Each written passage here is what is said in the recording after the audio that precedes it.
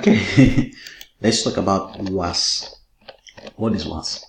WAS was built by guys who have already been doing business in the gaming industry. So the gaming industry, trading in-game items and all that has been from the 90s.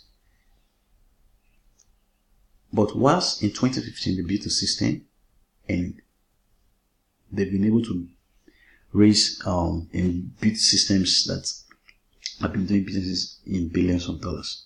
So what is WAS? WAS is created from the guys who made Upskins. And Upskins is a business that was created in 2015. They do 150 million transactions per year. And there is the average of 200,000 new users that have been onboarded on a monthly basis. There are over 2 million transactions that have been million transactions per week. So you might be asking, okay, what is the way that crypto is going to go mainstream? I believe one of the ways that crypto is going to go mainstream is very simple. Is when people are actually interacting. When there's an interface that allows people to interact with either blockchain or crypto on a daily basis. That is how blockchain is going to go mainstream. So you have platforms like let's take Facebook, for example. Many of them are seeking to create a kind of Facebook or that. If we create applications that are of Facebook, like Facebook, this is not say, Facebook is this and that, Facebook is not good, this and that. We create applications that are like Facebook, that not only puts you in your control, but they offer you exactly what Facebook offer you, and even more. I think people will use blockchain.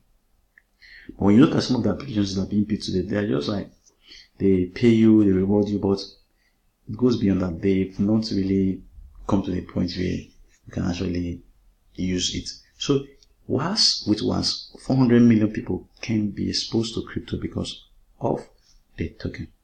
So we want to talk about the problems that are associated with many of these gaming industry where they trade skins or in-game items.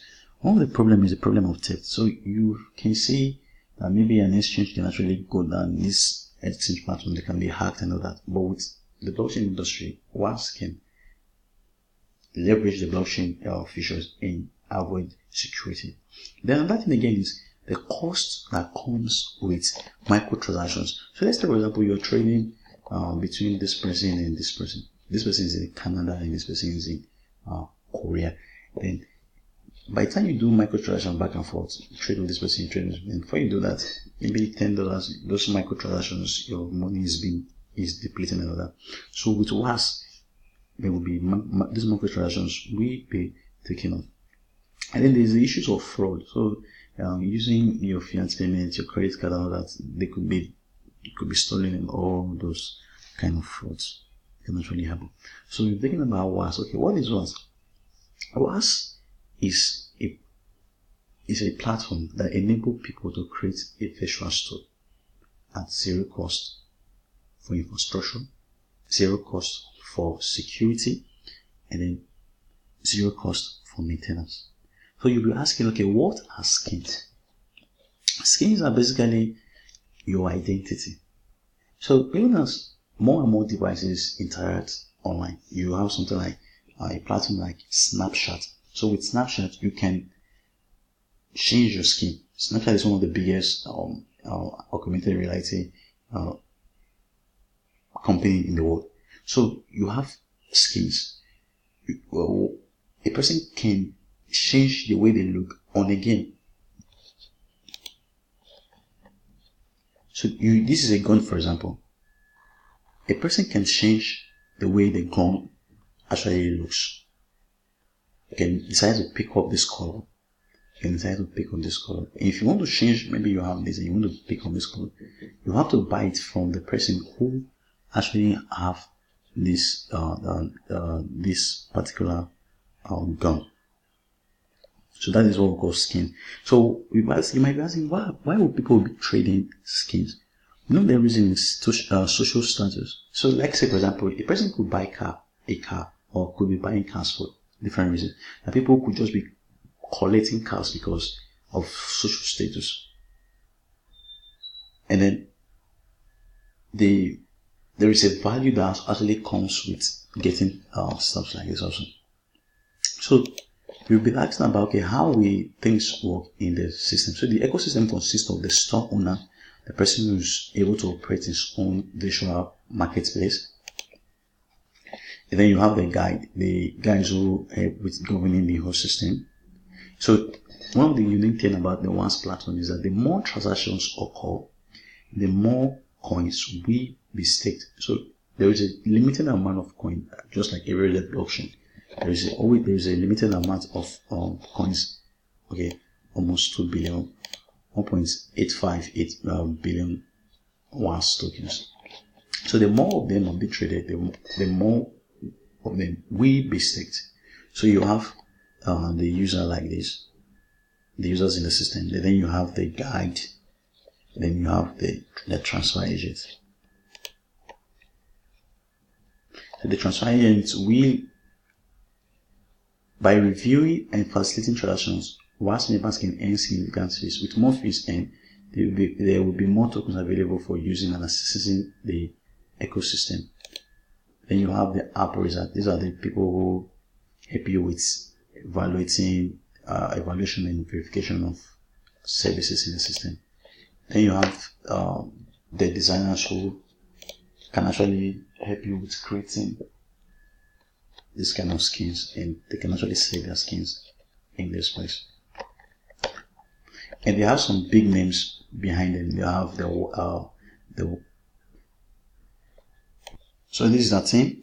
I'm our CEO, extraordinary, 400 consumer launches, and one of the co-founders of Tether, and one of the biggest investors in Ethereum pre-ICO, and interestingly enough, in the first ICO. He brought me into that deal, and we never looked back.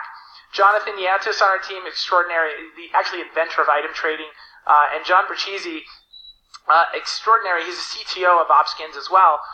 Interesting story, self-taught programmer who was lifelong passion of CSGO, and built this with some friends who realized there was a big need for it, and turned Opskins into the massive company that it is today.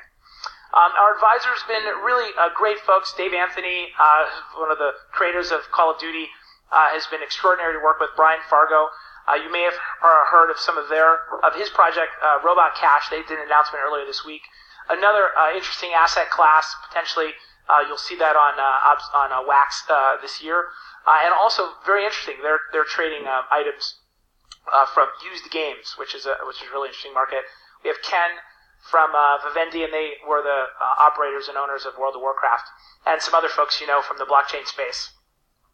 And then we've had lots of partners participate in our platform. So I think ultimately the takeaway is that asset trading is the entry point for the general market to be able to adopt crypto. With that, I think that we'll see not only crypto widespread because of the use case that's natural, but then also we'll see that a custom blockchain can really deliver solutions we couldn't have imagined.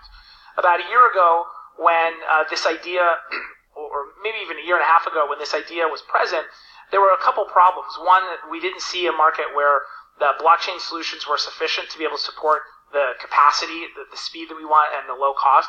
But I think in the past 12 months, we've seen numerous projects showing how delegated proof of stake and how really high speed, side chains and distributed ledgers could support at least the needs that we have. And so that really kicked off our desire to jump in and make this happen. So that's really all I have today. Thanks a lot for... Okay. That is what's in a nutshell. The team, what they want to do, their background, where they're coming from, and all that. Do have a very good day.